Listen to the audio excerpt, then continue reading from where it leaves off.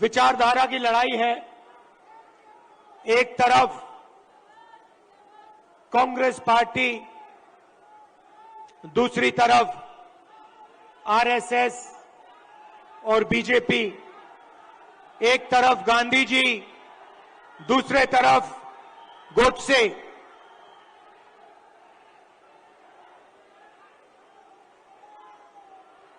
ये भैया इनको दिखाई नहीं दे रहा है। भैया प्रेस वाले थोड़े नीचे हो जाएं तो लोगों को दिखे।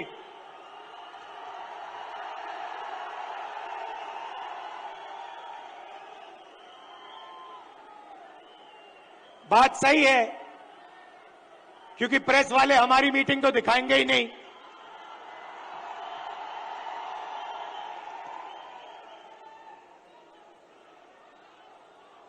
तो एक तरफ गांधी जी, दूसरी तरफ गोडसे,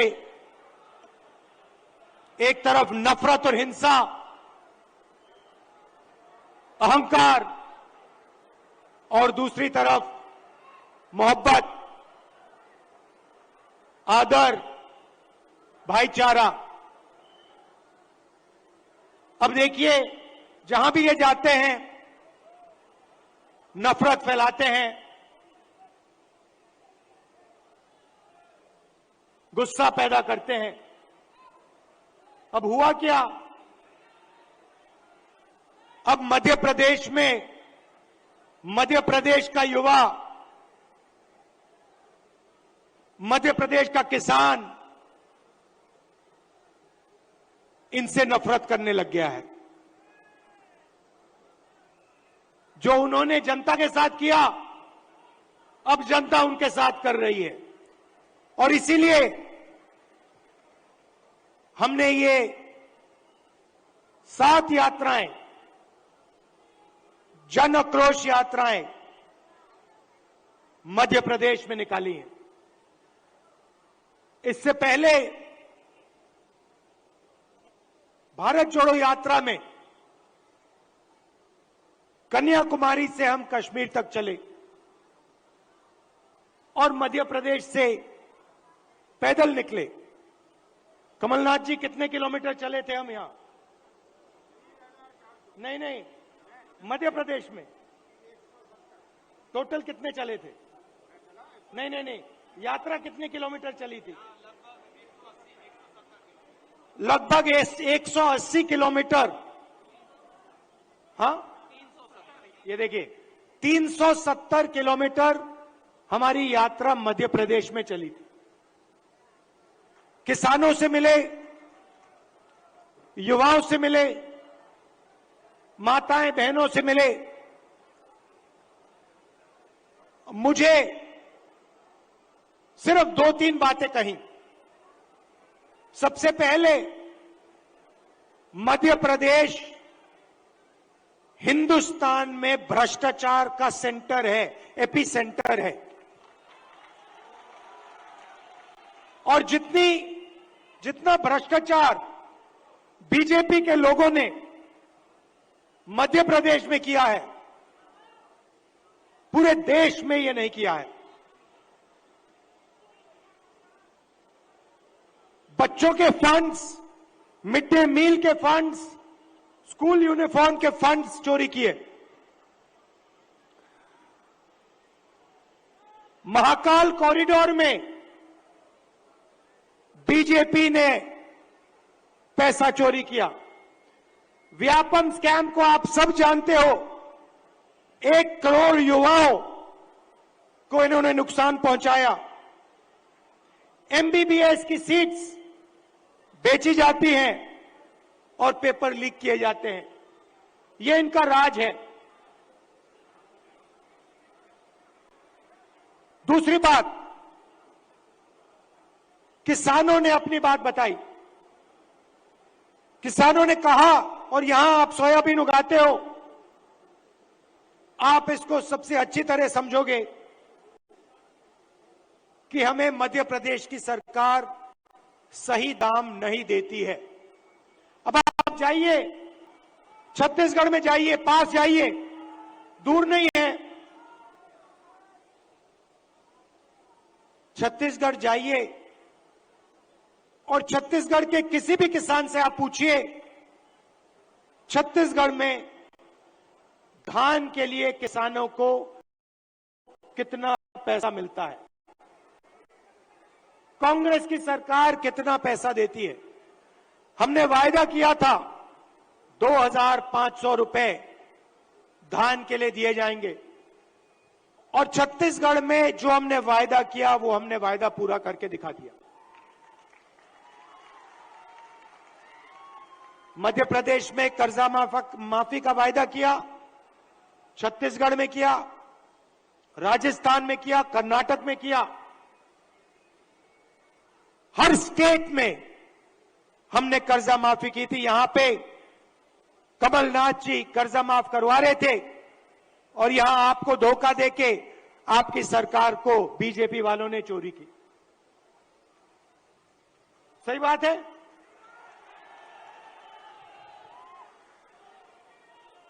भाई और बहनों, 18,000 किसानों ने यहां पे पिछले 18 साल आत्महत्या की है। 3 किसान हर रोज मध्य प्रदेश में मरते हैं।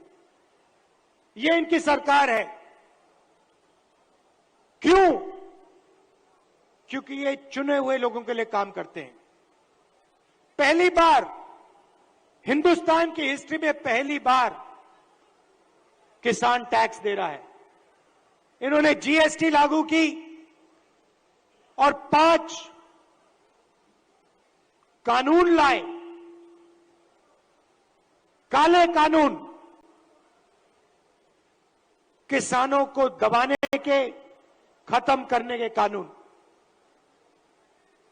हिंदुस्तान के सारे किसान इनके खिलाफ खड़े हो गए। नरेंद्र मोदी जी कहते हैं किसानों के फायदे के लिए मैं ये कानून, काले कानून लाया हूं।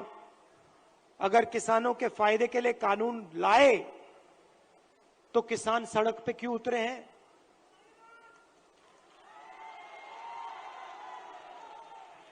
नरेंद्र मोदी जी कहना चाहते थे कि किसानों को कोई समझ नहीं है, किसान अपने हित को नहीं जानते। नरेंद्र मोदी कहना चाहते थे कि हिंदुस्तान के 2-3 अरबपति अदानी जी किसान को फायदा पहुंचाने के लिए काम करते हैं। भाई और बहनों, आप कर्नाटक जाइए, राजस्थान जाइए, छत्तीसगढ़ जाइए, हिमाचल जाइए, हमारी सरकारें गरीबों के लिए, कमजोर लोगों के लिए काम करती हैं। कर्नाटक में हमने 5 गारंटी दी, गरीबों के लिए, महिलाओं के लिए, किसानों के लिए। आप जाइए, कर्नाटक में जाइए, कर्नाटक की महिलाएं बस में जाने के लिए 1 रुपया नहीं देती हैं, मुफ्त में घूमती हैं। कहीं भी जाना हो कर्नाटक में, कर्नाटक की महिलाएं फ्री में जाती हैं। हर महीने उनके बैंक अकाउंट में सीधा पैसा आता है, सरकार पैसा देती है।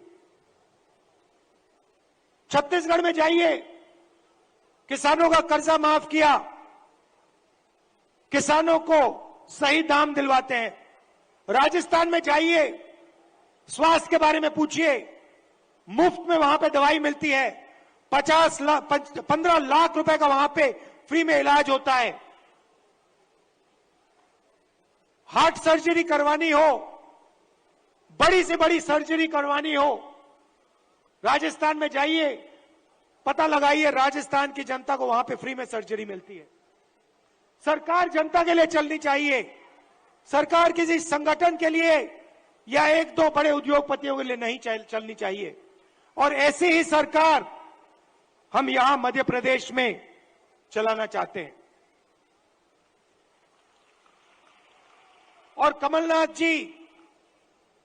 का काम आपने देखा है, काम करना जानते हैं, और जो उन्होंने काम शुरू किया था वो काम वो मध्य प्रदेश में पूरा करने जा रहे हैं। मैं आपसे आखिरी बात कहना चाहता हूं, पार्लियामेंट में मैंने अदानी जी की बात उठाई, भाषण दिया। जैसे ही मैंने अपना पार्लियामेंट में अदानी जी का भाषण दिया, वैसे ही बीजेपी ने मेरी लोकसभा की जो सदस्यता है उसे रद्द कर दी, खत्म कर दी। आप सोचिए, अदानी जी की रक्षा करने के लिए एकदम मेरी लोकसभा की जो सदस्यता थी उसको कैंसिल कर दिया। मुझे कोई फर्क नहीं पड़ता, करिए जितना करना है, मैं सच्चाई बोलता हूं। और देश के सामने एक सच्चाई अदानी जी हैं। पोर्ट्स देख लीजिए, एयरपोर्ट्स देख लीजिए, इंफ्रास्ट्रक्चर देख लीजिए, धान के साइलोज देख लीजिए, हर जगह आपको अदानी जी दिखाई देंगे। अदानी जी किसानों के जेब में से हर रोज जेब में से आपका पैसा लिया जाता है। इंफ्रास्ट्रक्चर में, डीजल में, पेट्रोल में, फर्टिलाइजर में आपके जेब में से पैसा निकलता है और सीधा इन दो उद्योगपतियों के जेब में जाता है। मैंने मीडिया की बात की, मैंने मजाक में कहा कि मीडिया वाले हमारी मीटिंग तो दिखाएंगे नहीं। मोदी जी का चेहरा 24 घंटा दिखेगा, शिवराज जी का चेहरा 24 घंटा दिखेगा। क्यों? क्योंकि इनका रिमोट कंट्रोल अदानी जी के हाथ में है। देखिए, ये मुस्कुरा रहे हैं, प्रेस वाले मुस्कुरा रहे हैं, इनके बेचारे की गलती नहीं है, ये रिपोर्टर है, इनकी गलती नहीं है, ये सच्चाई जानते हैं। रिमोट कंट्रोल पीछे से कंट्रोल दबता है। एक और सच्चाई है, और वो सच्चाई शायद अदानी जी से भी बड़ी सच्चाई है। कुछ दिन पहले बीजेपी ने महिला आरक्षण की बात की। महिला आरक्षण में हमने एक सवाल उठाया, कांग्रेस पार्टी ने उठाया, बीजेपी ने कोई जवाब नहीं दिया। हमने दो चीजें कही। हमने पहले कहा, देखिए ये महिला आरक्षण जो आप कर रहे हो ये अच्छा है, इसको करना चाहिए, मगर इसमें आपने दो छोटी सी लाइनें लिख रखी हैं। सबसे पहले इन लाइनों को आप मिटाइए। लाइन क्या थी? एक लाइन थी कि महिला आरक्षण से पहले सर्वे करने की जरूरत है, और दूसरी लाइन, महिला आरक्षण करने से पहले हमें जो डीनोटिफिकेशन होता है उसको करना है। इससे क्या होगा? इससे महिला आरक्षण 10 साल बाद होगा, आज नहीं होगा। तो हमने कहा पहले ये दो लाइनों को आप बदलिए, और उसके बाद हमने और भी गहरी चीज कही और सवाल पूछा कि महिला आरक्षण में ओबीसी आरक्षण क्यों नहीं है?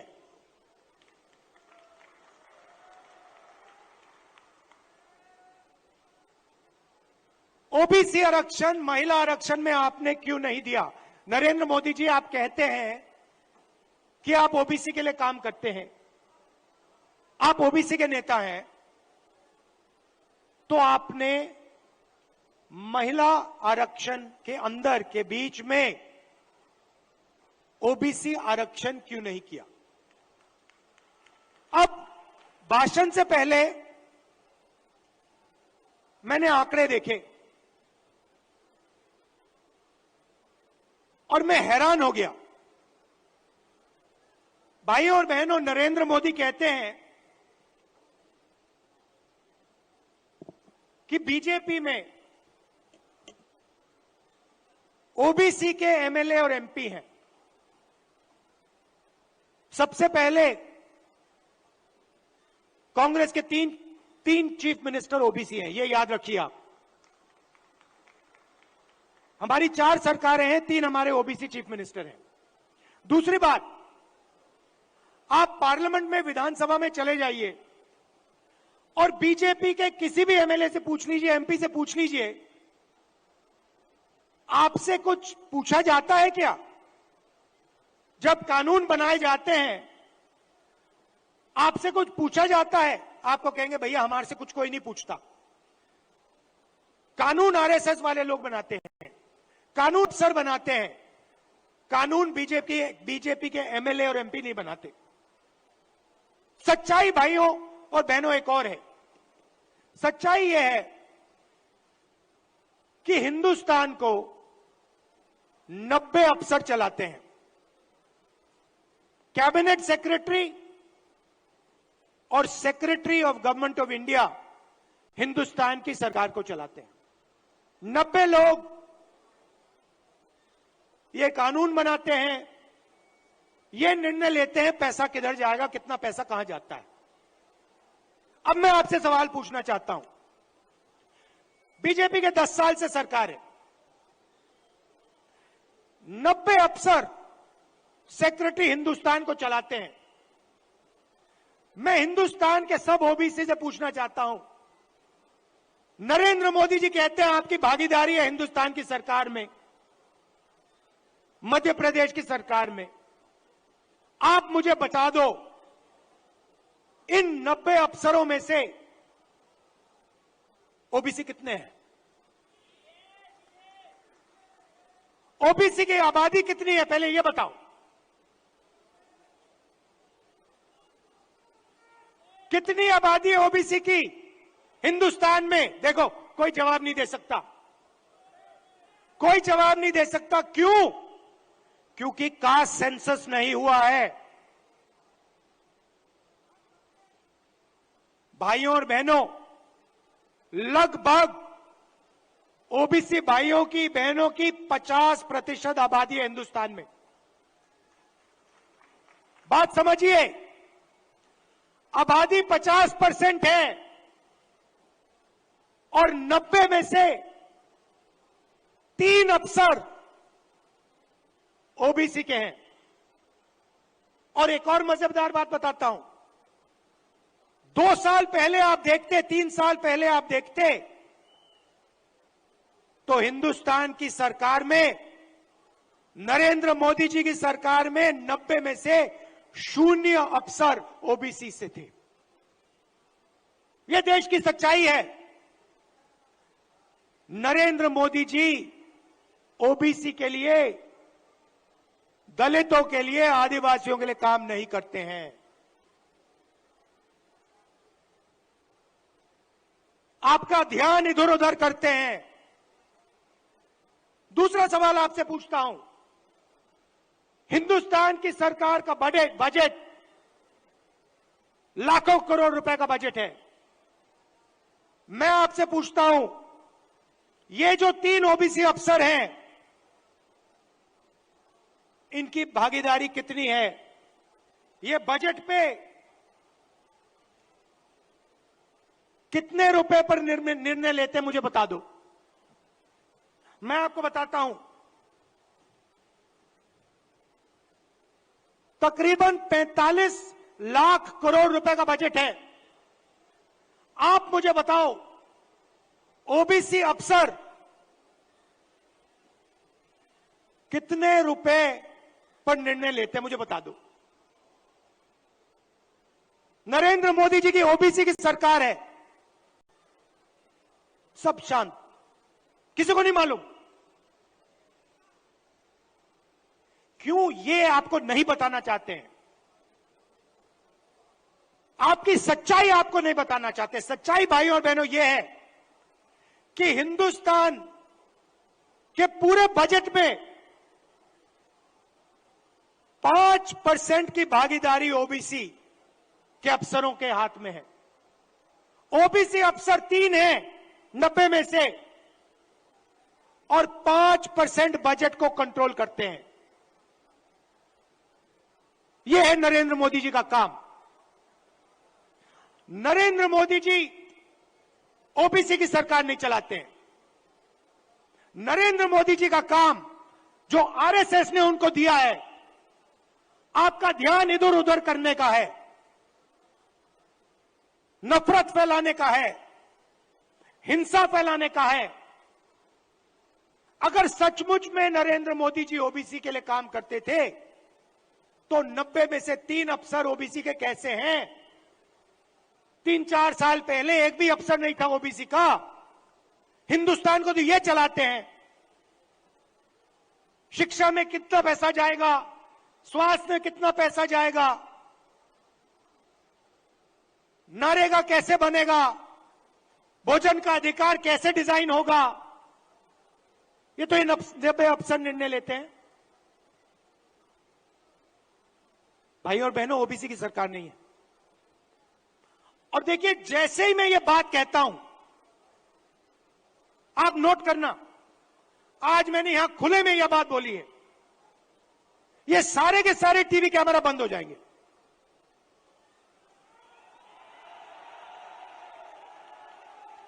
आप देख लेना, ये सारे के सारे बंद हो जाएंगे। क्योंकि जो सच्चाई है देश की, कि ये जो सारी की सारी लूट हो रही है, ये व्यापम स्कैम जो है, ये सारा का पैसा, ये आपका शिक्षा का पैसा, स्वास्थ्य का पैसा जो चोरी हो रहा है, ये ओबीसी की जेब में से पैसा चोरी हो रहा है।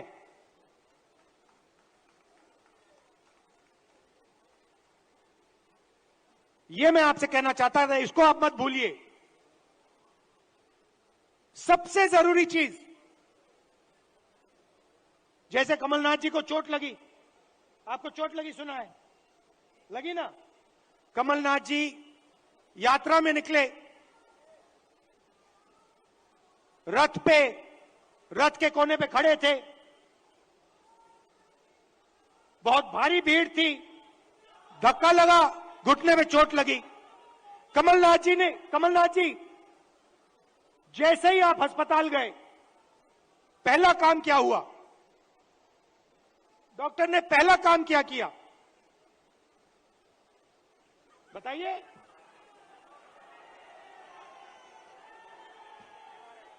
पहला काम डॉक्टर ने एक्सरे लिया, एमआरआई लिया। उसके बाद डॉक्टर ने कहा, हां, घुटने में यह प्रॉब्लम है। अब मैं यही बात कह रहा हूं, सब लोग कहते हैं हिंदुस्तान में ओबीसी है, दलित है, जनरल है, आदिवासी हैं, मगर जब हम सवाल पूछते हैं ओबीसी कितने हैं, जनरल कितने हैं, दलित कितने हैं, आदिवासी कितने हैं, कोई जवाब नहीं दे पाता। देखो, मैं पूछता हूं, भैया ओबीसी कितने हैं हिंदुस्तान में? कोई नहीं दे सकता। तो मैं ये कह रहा हूं कि अब वो समय आ गया है कि हमें हिंदुस्तान का एक्सरे करना है। यह पता लगाना है कि अगर 90 अफसर हिंदुस्तान को चला रहे हैं और उसमें से 5% भागीदारी ओबीसी को मिल रही है, तो क्या ओबीसी की आबादी 5% है? क्या हो ही नहीं सकता। तो अगर उनकी आबादी 5% नहीं है, अगर उनकी आबादी 50% है, तो उनका 5% बजट पे कंट्रोल क्यों है? उनका 50% बजट पे कंट्रोल क्यों नहीं है? अब जब मैं ये सवाल उठाता हूं, बीजेपी के लोग कांपने लग जाते हैं, नरेंद्र मोदी जी भाग जाते हैं, अमित शाह जी कुछ और कहते हैं, हिंदू मुस्लिम कहेंगे, नफरत फैलाने की कोशिश करेंगे। भाई और बहनों, देश के सामने एक ही मुद्दा है, कास्ट सेंसस। ओबीसी कितने हैं और उनकी भागीदारी कितनी होनी चाहिए, यह हिंदुस्तान के सामने सबसे बड़ा सवाल है। और कांग्रेस पार्टी की हिंदुस्तान में सरकार है, पहला काम यह हम करके दिखाएंगे। अब बीजेपी के पास मजे की बात सुनिए, कास्ट सेंसस कांग्रेस पार्टी ने किया, जब हमारी सरकार थी हमने किया। सारे के सारे आंकड़े नरेंद्र मोदी जी के पास हैं। हिंदुस्तान में कौन सी जात की कितनी आबादी है, हिंदुस्तान की सरकार जानती है। हिंदुस्तान में ओबीसी कितने हैं, हिंदुस्तान की सरकार जानती है। नरेंद्र मोदी हिंदुस्तान के ओबीसी को यह बताना नहीं चाहते हैं कि आप कितने हो, क्योंकि वो आपको भागीदारी नहीं देना चाहते हैं, वो आपको सच्ची शक्ति नहीं देना चाहते हैं। वो आपके लोगों को विधानसभा में बैठा देते हैं, मगर फिर उनको बिल्कुल चुप करा देते हैं। हम चाहते हैं कि सबकी भागीदारी हो, किसानों को सही दाम मिले। ये सबका हिंदुस्तान है, 2-3 उद्योगपतियों में नहीं है। इसीलिए हमारा पहला काम कास्ट सेंसस होगा, और जैसे ही हमारी सरकार आएगी हम देश को बता देंगे इस देश में कितने ओबीसी हैं, कौन से कितने जात की आबादी है। ये अगर हमें सचमुच में हिंदुस्तान की जनता को शक्ति देनी है, तो जैसे कमलनाथ जी का एक्सरे हुआ था, एमआरआई हुई थी, वैसे ही हम हिंदुस्तान का एमआरआई, हिंदुस्तान का एक्सरे करा के देंगे। आप सबका दिल से बहुत बहुत धन्यवाद। नमस्कार, जय हिंद। राहुल गांधी, बहुत बहुत धन्यवाद। सबसे पहले राहुल जी का मेरा निवेदन है सबसे कि 2 मिनट ये स्वाति शिक्षक भी आए और यहाँ पे पार्षद। एक और बात, कमलनाथ जी ने मुझे याद दिलाया। देखिए, कमलनाथ जी ने यहां पे 27% रिजर्वेशन ओबीसी को दिलवाया था, कानून पास किया था, और बीजेपी के लोगों ने पीछे से उसे रद्द किया।